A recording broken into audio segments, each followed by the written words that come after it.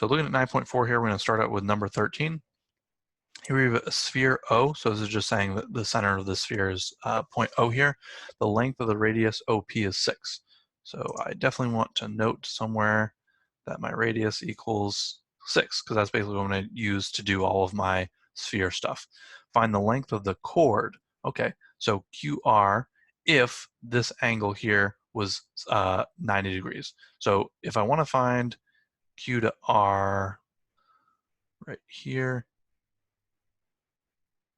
it's telling me that QOR is a 90. So right angle here. So I'm basically just going to use the fact that I've got my radius is 6. I'm going to draw this out as a triangle.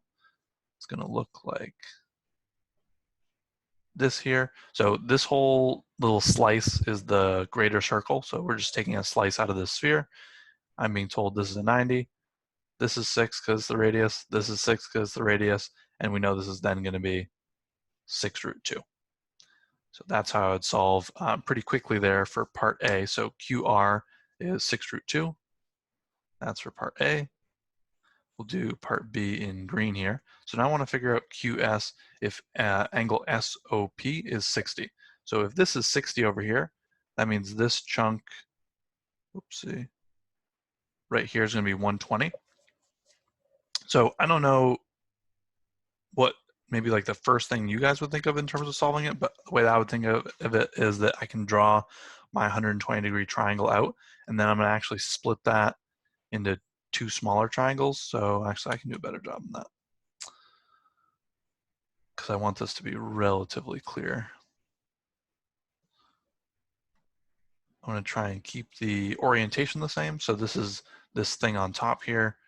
I am still using a side length of 6 here and 6 here because those are my 2 radii. So I'm going out like this, going out like that. And now the thing is, with this being a 120-degree angle like this, and these two being the same, this is an isosceles triangle. So if I wanted to drop an altitude down, it's going to bisect. Actually, I'm going to use a new color now. I'm going to end up bisecting this side here. So this angle, which was 120 before, is now 60. This is 60. If this is 90 here, then this is my 30. So I get 2 30, 60, 90 triangles. I just grab one of them, and then I'm going to double my bottom length there when I'm done with it. So when I start looking at this thing, I look at the value which is opposite from my 90, and that's my 2x value. So if this is 2x here, that means my x value is 3. So this length here is 3, and this is going to be 3 root 3. If this is 3 root 3, this is also 3 root 3. So this whole side here is 6 root 3. And we're good to go. Any questions on that one?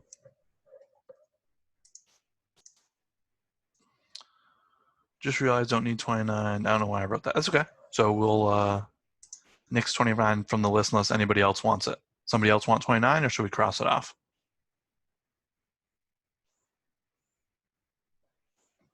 Goodbye 29.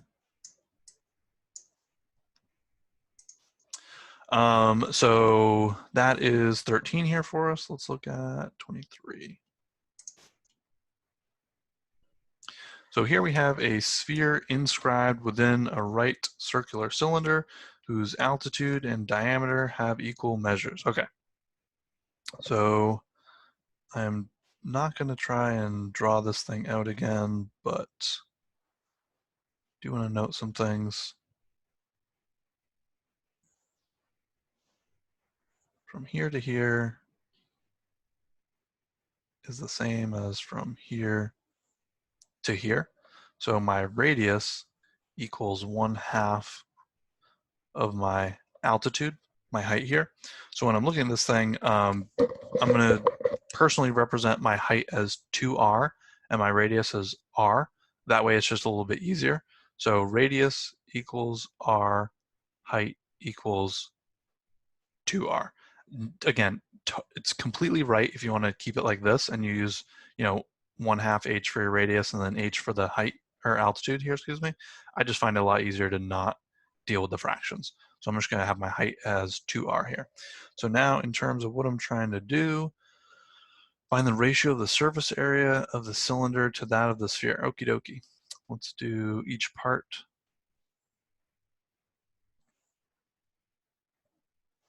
So we'll do the cylinder first. Talk about the sphere here. E's are hard. There we go. So for the cylinder itself, I'm going to start out just by doing my 2 base plus, well, I'll do it super high level. Lateral surface area, which is going to be 2 times, now I'm going to do my pi r squared. I'm going to leave r as just r. I'm going to multiply, oops, add that 2, and now here I'm going to do, whoops, 2 times pi times r times, now here I'm going to put my height. So I'm going to just scribble underline this thing because radius stayed radius, but the height that I'm talking about here now, I want to talk about it in terms of the radius. So I'm going to talk about 2r. So again, that's replacing my height in that formula. And so now I'm going to add these things up here. So we should get 2 pi r squared plus 4 pi r squared. Whoops. What is going on here? There we go.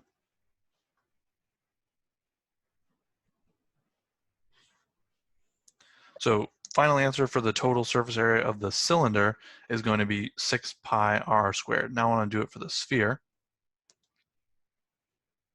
I'll do it in yellow here. So for the sphere, it's going to be, oops, not volume, surface area, 4 pi r squared. So now I'm looking at this thing, I'm saying, okay, well, my sphere is 4 pi, oh my god, 4 pi r squared. And so now I just want to complete a ratio between these two things. So I'm going to be doing cylinder over sphere, so cylinder to the sphere. So this ratio is going to be 6 pi r squared over 4 pi r squared, which equals 3 to 2, or you could also write that as 3 to 2 like that. So that's part A, and we'll take a peek at part B. So part B now is going to be using all the same sort of information, but now I just want the ratio of the volume to that of the sphere.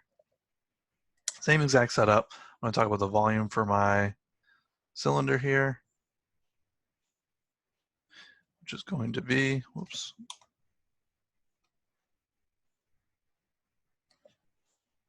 base times height, pi r squared times, again, this is going to be my height, which is 2r.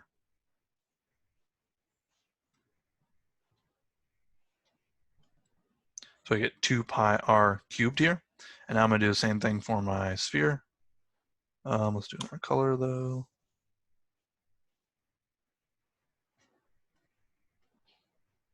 So for the sphere, this is going to be 4/3 pi r cubed. And now I want to, whoops, I don't want to set that equal to anything. Now I want to do my ratio. So now my ratio, again, is just going to be cylinder to that of the sphere. So I'm going to have 2 pi r cubed divided by 4/3 pi r cubed. There's nothing crazy going on here. This cancels off. This cancels off. I'm just doing 2 divided by 4/3. Well, let's think of that as 2 over 1. Flip it and multiply, 3 over 4. These will cancel off, so this will become a 2. And I get 3 over 2, which can be written as 3 to 2. Well, you get the point. So you can represent it like this or like this, either way. Any questions on that one? Perfect.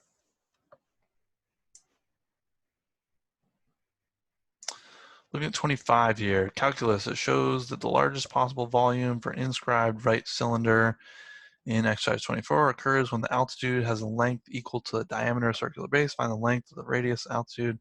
All right, well, first and foremost, let's grab 24 here so we have our picture to go off.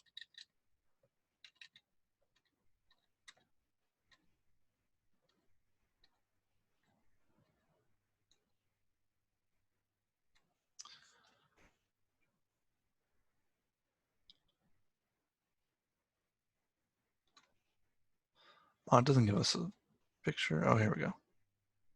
This one we want. What are we doing?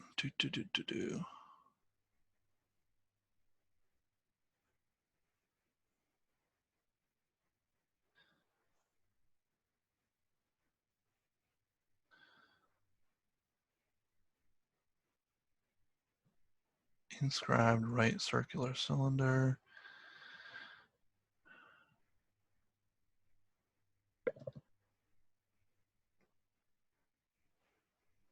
All right, but there's no picture. I really have to draw this thing. That's unfortunate. All right, bear with me, folks. Here is my sphere. Within my sphere, it's actually going to be kind of nice looking because I'm going to use all these colors. So here I've got, it's not going to be proportional, but I mean, it's going to be at least colorful. Here is my right circular cylinder, and I want to talk about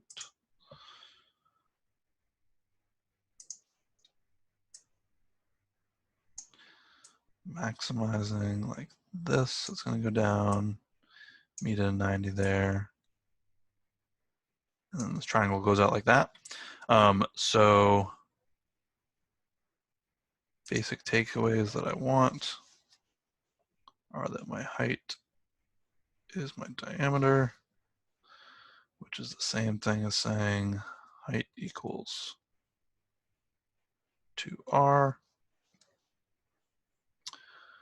I'm going to explain this better in a second. I just want to jot these things down so I can r squared plus r squared, because we're only using like half of the height here. We're going to the midpoint there, equal to 6 squared, given the radius of this thing.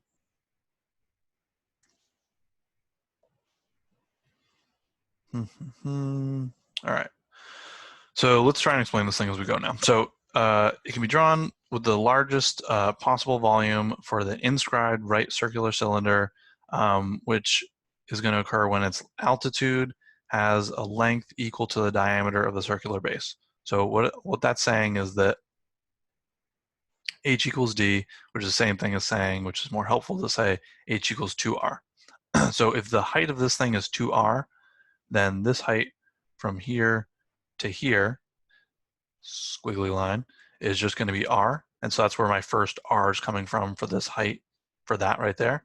And then from here, I'm also told that the blah, blah, blah, length of radius, altitude, blah, blah, blah, radius, boom. Radius of the sphere is 6. So I'm told that this radius of my sphere here is 6. So when I'm representing this information, I'm able to then say, okay, well, that's going to end up setting up for this. I don't know why I labeled this. Well, yeah, because it is R. So setting up for the radius of the sphere. So when it says find the length of the radius and the altitude of the cylinder for the greatest volume, if the radius of the sphere is 6, it's saying take R and take R. I shouldn't wrote R equals 6 here.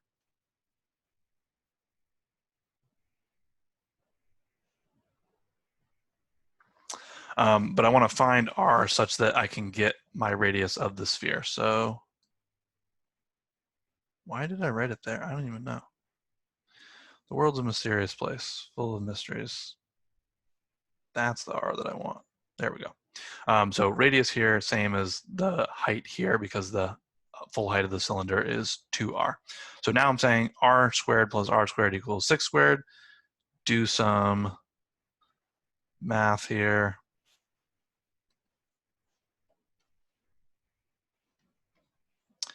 And we get our r value is, so 9 can get factored out here. It's going to be 3 root 2.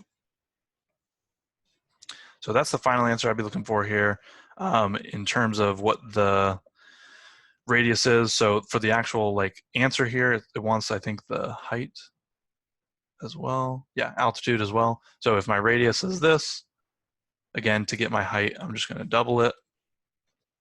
So my height would be 6 root 2.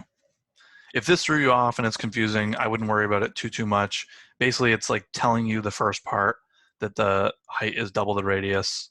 And then from there, it's just saying, okay, we'll relate that to this thing when the radius of the sphere is 6. So the part here in yellow, which I should represent in the picture here, is going to be this part. And then from there, we're just solving for r and r. And so we are just setting up a right triangle and solving. Any questions on 25? If you understood at least 80% of it, I'd say you're in a pretty good spot. That one's a tough one.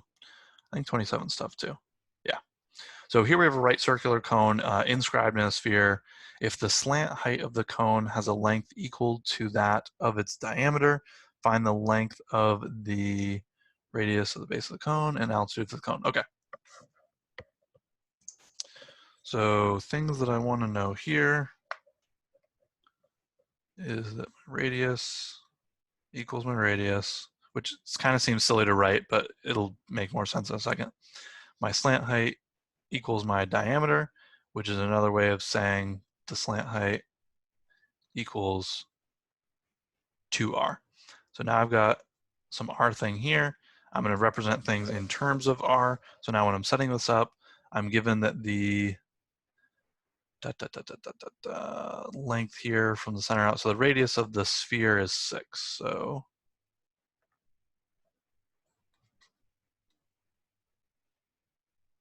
radius of the sphere is 6. I can draw this thing out. So this is touching at all points here, here, and here. So I'm going to just represent this, instead of it being a cone, just represent it as the triangle as it reaches out. So here I've got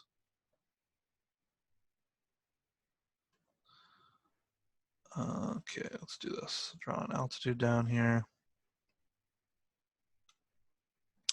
I'm going to say this is the center of my thing here. I guess I should change the color on that.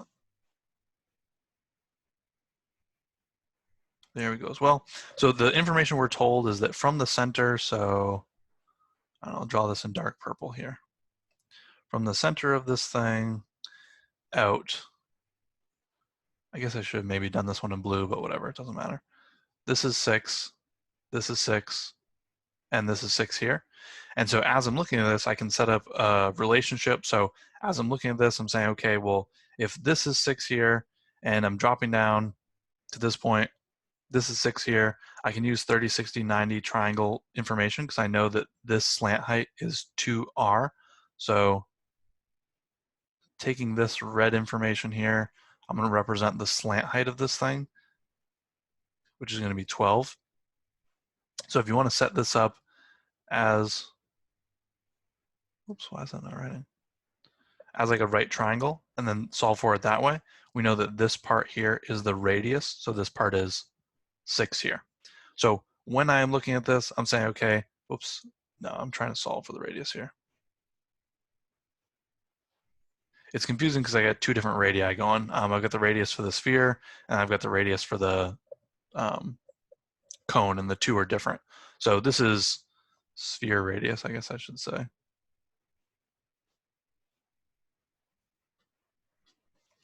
Because it's giving us that information right here.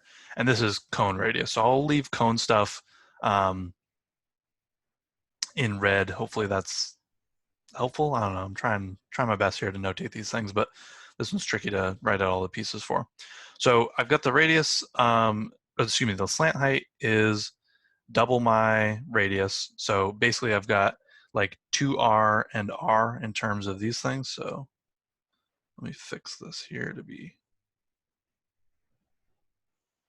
2r. And let's do it in red because we're color coordinating. All right, so here's the information I've got represented. The sphere, which I said was in orange, I have drawn on this thing in purple. So sphere out, sphere out, sphere out.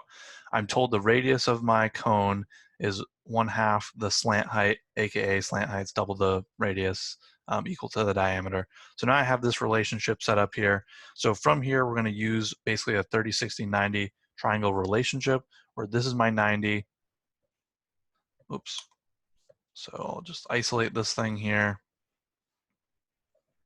R, 2r, and a 90. So I know this is going to be r root 3.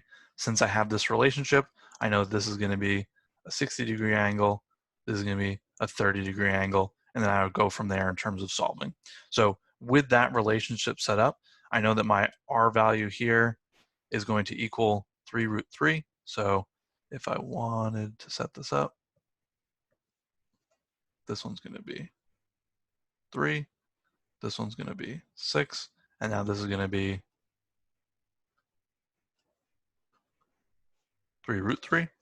Sorry if that's, hopefully that's making sense. I have the 6 here, my 90, 2 pi, so I can take this smaller triangle. So I set this thing up. So this is a height 3.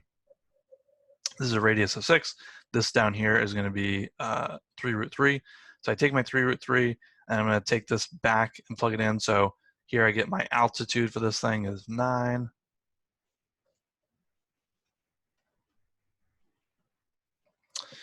And that's basically what I wanted to figure out, right? Radius of the base of the cone.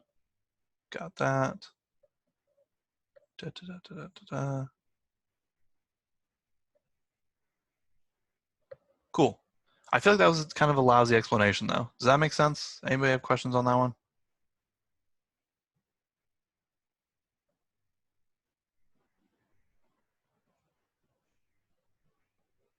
Okay, so I wouldn't worry about this one too much. Again, I mean, in theory, could we do it? But like, definitely a harder, more abstract version of this, using some of the different relationships, knowing that this is going to be 6 out, so it's going to be 6 up to here.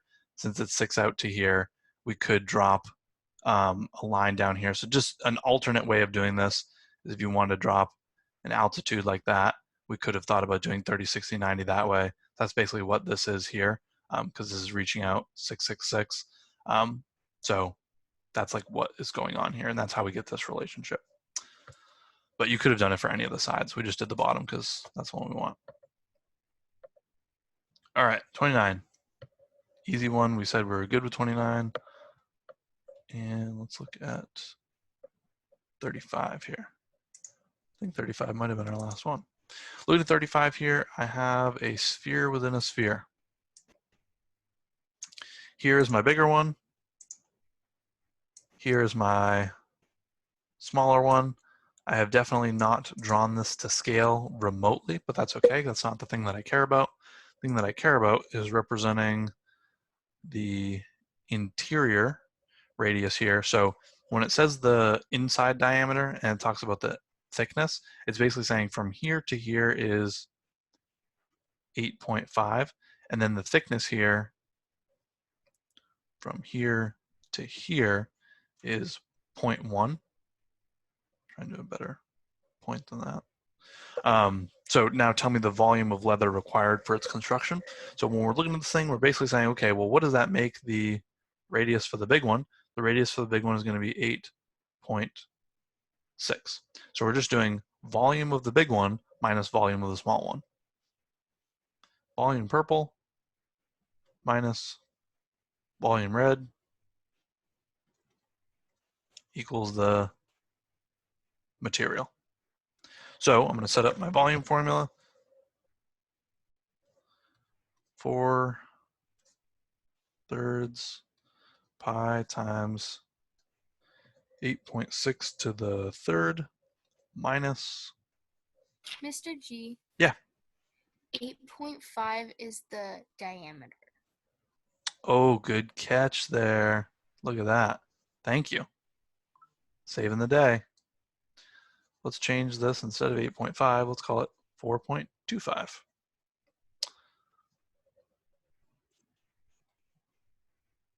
And let's change this to 4.35.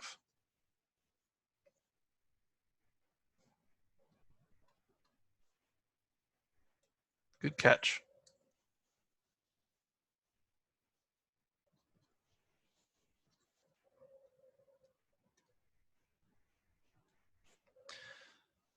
Well, it's not written the best, but it's okay. There we go.